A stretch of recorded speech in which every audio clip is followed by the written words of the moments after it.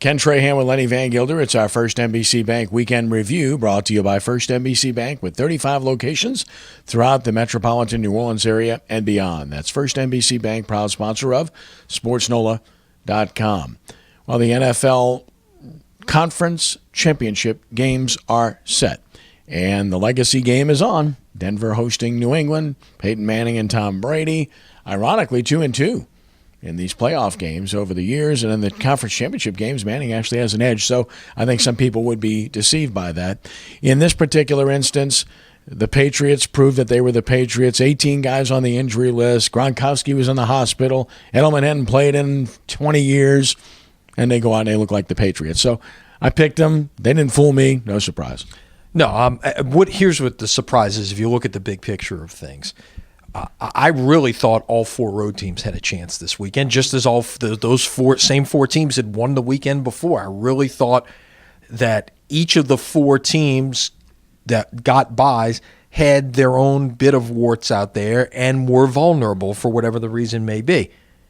And all four home teams won. So it's the first time that's happened since 2004. So that gives you an idea how rare it is that the chalk holds at the point of the divisional weekend. So it's in the case of New England and Denver, they went about it different ways. Yeah, New England was just New England. I mean, those guys do an unbelievable job of game planning. They just throw everything out the window and put everything in there new every week. And with Denver, their defense is awfully good. That's not a Peyton Manning style offense that you're used to seeing, running the ball, and he's like a bit player in all of this, really. So, and the one big play he made was crazy. He fell down.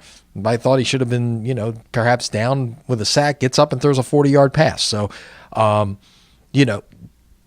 look, this is where we should be. New England and Denver playing for and maybe the last time we see Brady against Manning. Yeah, Manning came up with a 13-play drive when it mattered most to lead them to a touchdown to win the game in the fourth quarter.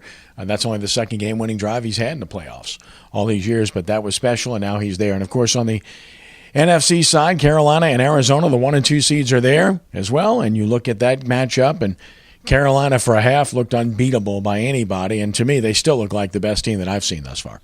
For a half, right. And then when you've got a lead like that, you play it a little bit differently. And certainly that's going to be part of it. Teams are going to make adjustments. The fact that they hung up 31 and a quarter and a half on Seattle says something in its own right. Look, those guys are getting paid too. They made adjustments, and I'm sure Arizona will look closely at what Seattle did there in the second half to try and slow them down. But, I have a tendency to agree with you. I think of the four teams that are left, on paper, Carolina is the best team.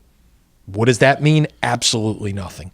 What's interesting to me is, we talk about Brady against Manning.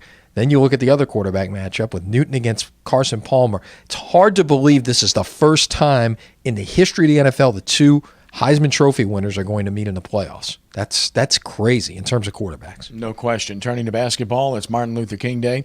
So NBA teams are playing all over the place. And this afternoon, on a Monday afternoon, the New Orleans Pelicans played the Memphis Grizzlies in Memphis, only appropriate because it's Martin Luther King Day, and it was Memphis, of course, that he perished in at the Lorraine Motel. Anthony Davis had a chance to tour the place while he was there, and it was sobering for him and a reminder. And obviously, this is a game that is a sobering game. It makes people reflect, as it does around the country, about a great man. And then from the standpoint of the Pelicans themselves, of course, back home, and they're going to be home now for a while. Got Minnesota here Tuesday night, and we keep saying it, this is a chance to really get something accomplished, not overwhelming opponents at home for a while. 4.5 out going into Monday in terms of the final playoff spot. This is where the rubber meets the road. I think so. This next month leading into the All-Star break is really going to be the key stretch of the schedule. It's going to determine, how things shake out for the final 2 months of the season in my mind, because you've got this key stretch of home games. And a Minnesota game Tuesday night starts 7 in a row at home. After that, you really don't, you stay close by. There's no West Coast trips. So you're making a short trip to San Antonio, another home game, and you're making a trip to Cleveland after that. So, again, starting Tuesday night against Minnesota, those next 7 games, and no gigantic opponents in there, So this is a stretch that you've got to really, make some hay in the standings to get back, right on the edge of being in a playoff race. College basketball, Tulane played competitive against undefeated SMU, but fell short but you had to be encouraged by the way they played. LSU, again, you never know. Jekyll and Hyde, but they find a way. They beat Arkansas 4-1 in the SEC now. Big game Tuesday night for LSU at Texas A&M, the only unbeaten team left in the SEC. You know, it's interesting to me. I was thinking about this. You talk about the state of Texas and all the programs that you've got there and the great history in college sports. The two best football programs in Texas right now are TCU and Baylor. The two best basketball programs right now in Texas are Texas A&M and SMU. Things have changed a little bit, you know? So a big test, though, for Johnny Jones's team Tuesday night at A&M, and then after that, Saturday, they go to Alabama. Tulane's got a very tough test Tuesday against UConn on the road. Where the Saints are concerned, they moved on from their offensive line coach, so yet another change, and they might not be finished yet. Might not be. We'll see how things shake out. I mean, we haven't really heard anything. Could Joe Vitt possibly go join, his son-in-law, Adam Gase, with Miami? Haven't really heard anything in that regard, but you got to think that's always a possibility. There's been some shuffling of, with 3 new assistant coaches hired. They had to replace some people. Of course, Mike New on to Ball State. You had the defensive backs coach, Wesley McGriff, going to Auburn. So those spots have been filled. They moved some people around to be able to accommodate the change there with Ingles. And again, Saints have announced nothing in all of this. We've gotten the word, through sources that 3 assistant coaches have been hired, some guys coming back with ties, as we talked about last week.